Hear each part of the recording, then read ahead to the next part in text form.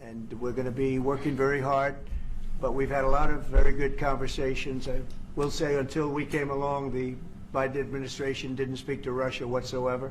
They didn't speak to anybody. They just allowed this to continue. And I will say that, I'll say in front of you, you've heard me say it 1,000 times, if I were president, this war would have never happened. We would have had a deal negotiated for you without having to go through what you've gone through.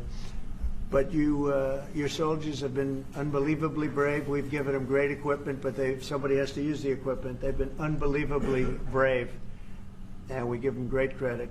This was supposed to be over very quickly, and here we are 3 years later.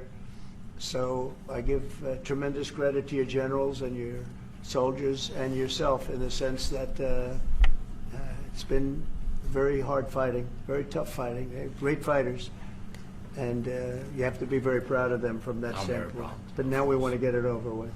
It's enough, right? We want to get it over with. So it's an honor to have you here. Thank you very much.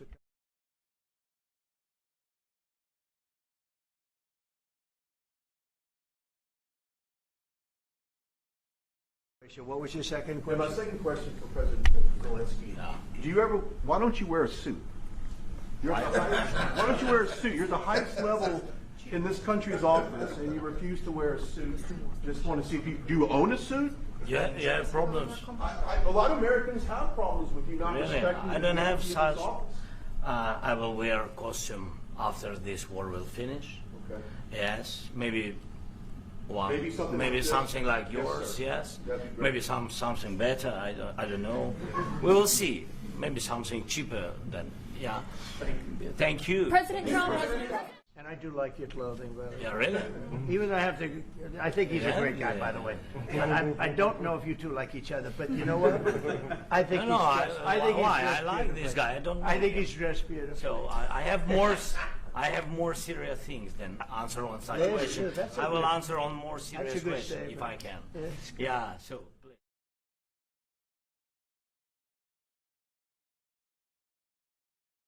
Poland was under Russian control for decades after the Second World War. When I was a kid, I looked at the United States not only as a most powerful country, richest country in the world, the country that has great music, great movies, great muscle cars, but also as a force for good. And now I'm talking with my friends in Poland, and they are worried that you align yourself too much with Putin.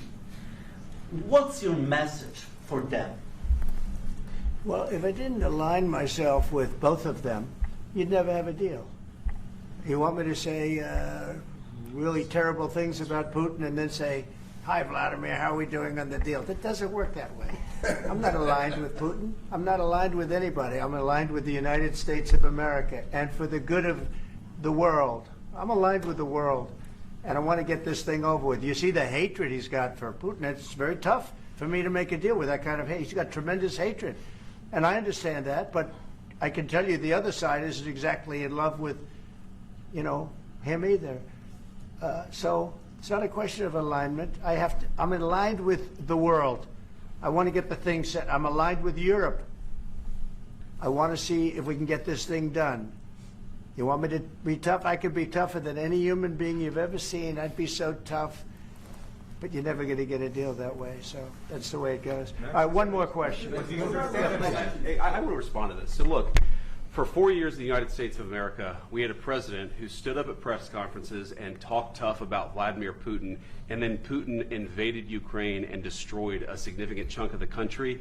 The path to peace and the path to prosperity is maybe engaging in diplomacy. We tried the pathway of Joe Biden of thumping our chest and pretending that the President of the United States' words mattered more than the President of the United States' actions. What makes America a good country is America engaging in diplomacy. That's what President Trump is doing. Can I ask you?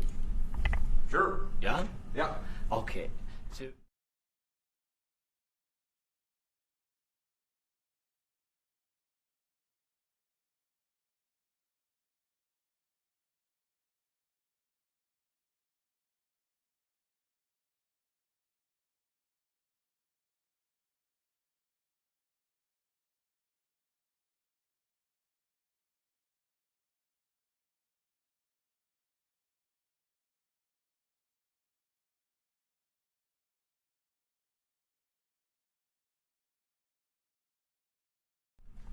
he occupied our parts, big parts of Ukraine, part of East and Crimea. So he occupied it on 2014. So during a lot of years, so I'm not speaking about just Biden, but those time was Obama, then President Obama, then President Trump, then President Biden, now President Trump, and God bless, now President Trump will stop him. But during 2014, nobody stopped him. He just occupied and took. He killed people. You know what the contact line? 2015. 2014. 2014 and 2014. 2014. Yeah. So I was not here. Yeah, but, That's exactly but right. yes, but during 2014 till 2022, the situation the same. The people have been dying on the contact line. Nobody stopped him. You know that we had conversations with him, a lot of conversations, my bilateral conversation, and we signed with him, me, like a new president. In 2019, I signed with him the deal. I signed with him, Macron and Merkel, we signed ceasefire. Ceasefire. All of them told me that he will never go. We signed him with gas contract. Gas contract. Yes, but after that, he broken this ceasefire. He killed our people and he didn't exchange prisoners. We signed the exchange of prisoners, but he didn't do it. What kind of diplomacy, JD, you are speaking about? What do you mean?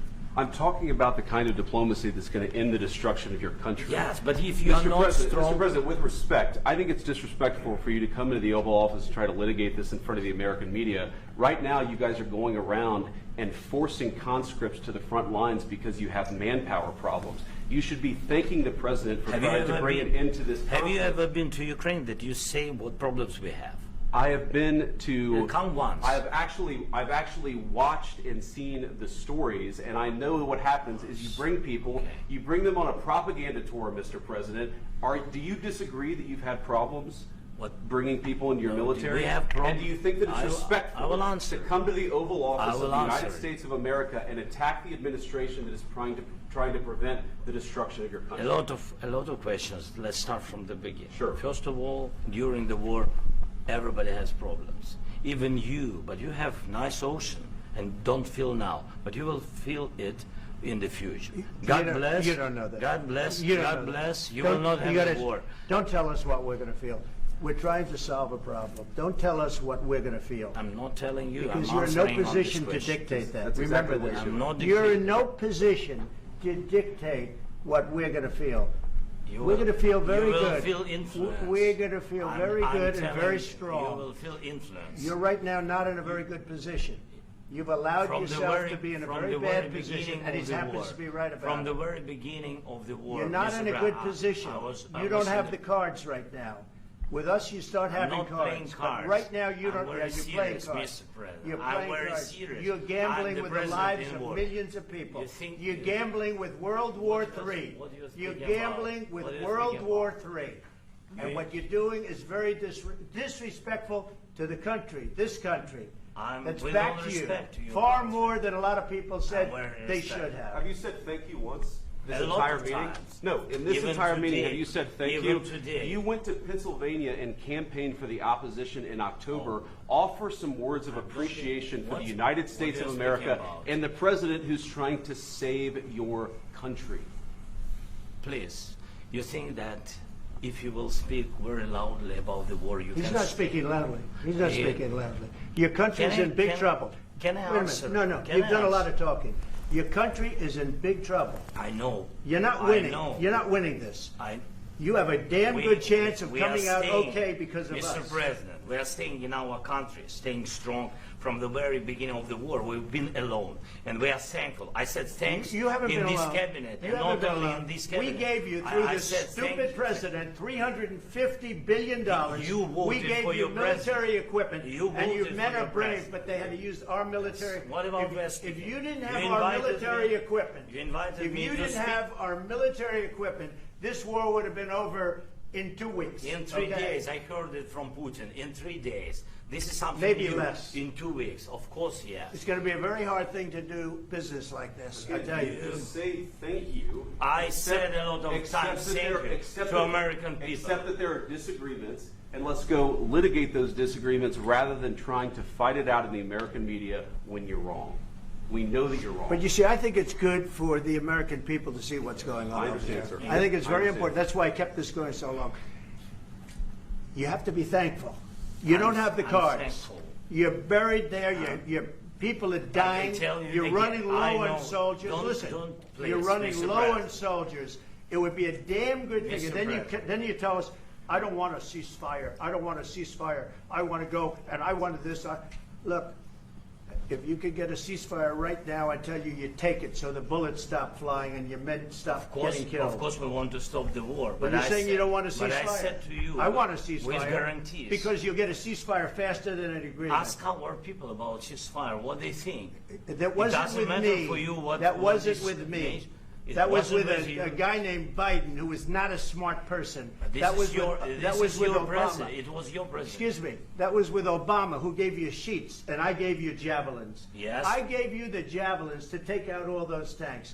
Obama gave you sheets. In fact, the statement is Obama gave sheets and Trump gave javelins.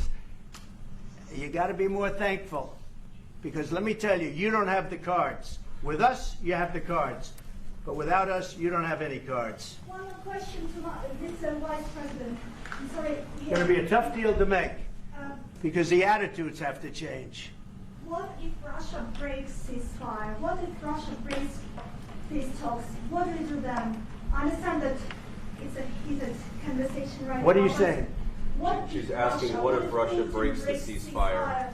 What if anything? What if a bomb drops on your head right now? But they have Okay? broken ceasefire. What if they broke it? I don't know. They broke it with Biden because Biden, they didn't respect him. They didn't respect Obama. They respect me. But all- Let me tell you, Putin went through a hell of a lot with me. He went through a phony witch hunt where they used him and Russia.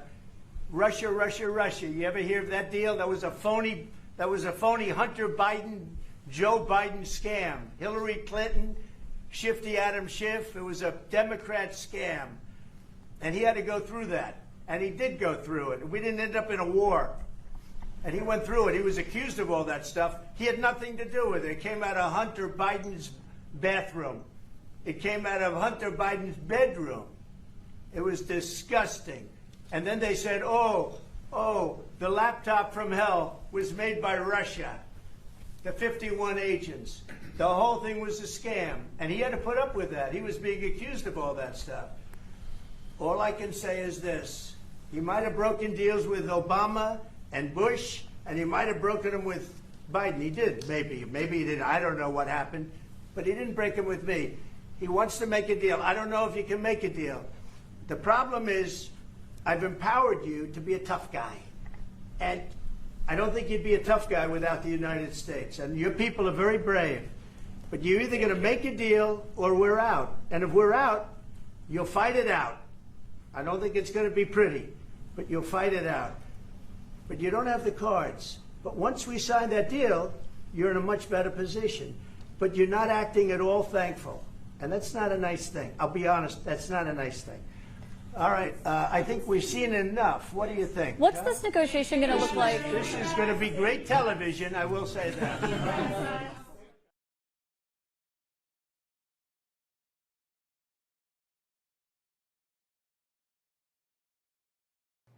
Do you think you can make the argument that he hasn't said thank you? Well, I think the vice president said he hadn't said it today. He hadn't heard it today in that meeting, and we were hoping that that meeting would begin by thank you for everything you've done for us. We wouldn't be where we are today without you. We wouldn't even have a chance to negotiate a peace without the help you gave us. By the way, without the help you gave us when you were president in the first term, because President Obama refused to provide them defensive capabilities in terms of military hardware. He did provide him blankets. Yeah, and he that did was provide brought him up today humanitarian during that aid. meeting. And it was brought up, but I was there. In fact, I vividly recall at the time Vice President Biden saying to me in a meeting that we had at the Vice President's residence that the reason why we didn't want to provide them those weapons is because they might use them. That was his exact quote. And that was the attitude. I remember clearly then the Ukrainian leaders saying, we don't need more blankets or MREs. We need weapons to defend ourselves. And they didn't do it.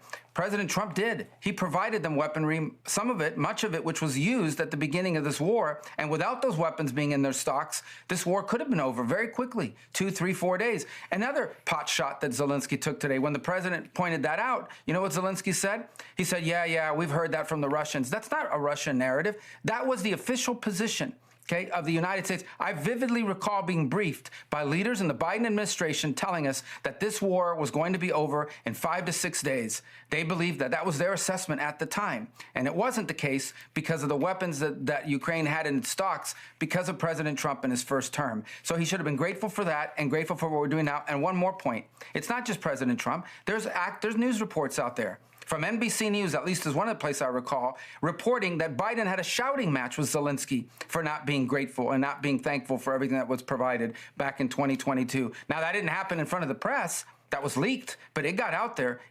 These frustrations are not unique to President Trump. There was those frustrations in the previous administration, if NBC News is to be believed. Right. But obviously we've never seen anything like what we saw today. But the point that Zelensky was making there is that everyone predicted his demise, and Ukraine was able to fight and to survive. Zelensky was able to survive. The Ukrainian people have been fighting for 3 years. You yourself have said previously that the United States should assist Ukraine as long as the Ukrainians are willing to fight. So I think the question coming out of that meeting is what happens next year? I mean, you are the U.S. chief diplomat. Is there a path for diplomacy? Is a ceasefire still a possibility tonight?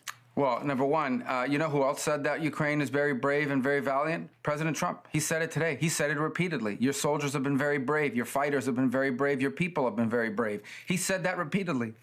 And everyone recognizes that. But we're 3 years into a war that has no end in sight and no exit strategy. The EU doesn't have an exit strategy. I saw the comments tonight from the leader of the EU saying there needs a new leader of the free world. I mean, these people are just playing silly games and saying these things. What is their exit strategy? What is anybody else's exit strategy? The only person on the planet who is actively trying to bring an end to this conflict is named Donald Trump, the President of the United States. He's the only one that's trying to do it, and we should be helping him to achieve it. And so I think it's possible? Yeah, I hope it's possible, because that's what we do try to do at the Department of State, is we try to bring end to conflicts, not start new ones, and certainly not extend them.